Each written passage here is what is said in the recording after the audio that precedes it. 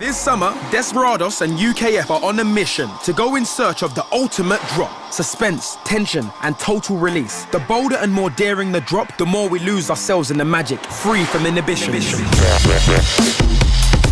But why does this happen? We are SKisM, one of the most influential men in dubstep and the founder of independent powerhouse Never Say Die. If anyone can help us understand the evolution of the dubstep drop and why it has such a strong impact, it's SKisM.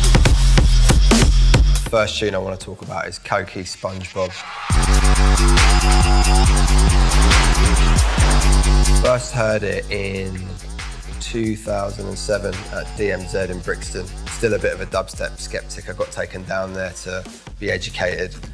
And then that tune came on and the reaction was so insane. People jumping around, bouncing off the walls, unanimously screaming for the reload, which I found myself joining in for. I think that tune came at a point where things were changing stylistically and it split people a little. The next track I want to talk about is TC, Where's My Money, Casper remix.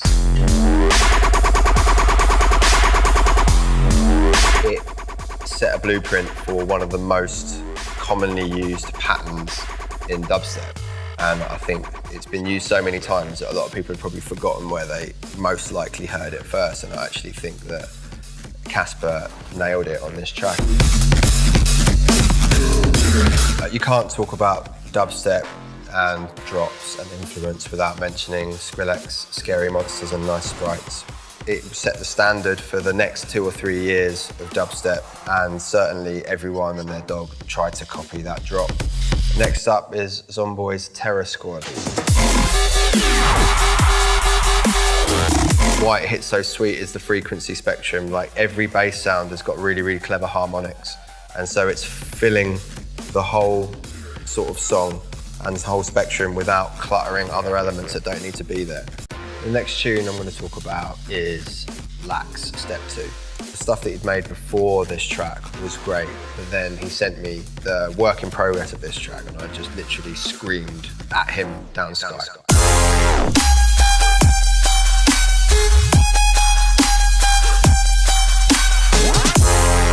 He's the master of simplicity, like just like 2 or 3 elements in a track and he just absolutely nails it. It's a descending saw wave, but to incorporate it with a sort of a dubstep beat pattern with trap drums in that way, it was one of the most unique drops that I'd ever heard.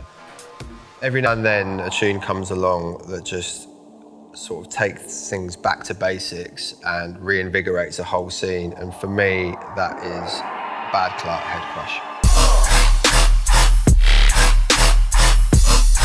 The first time I played it, I'll never forget it actually.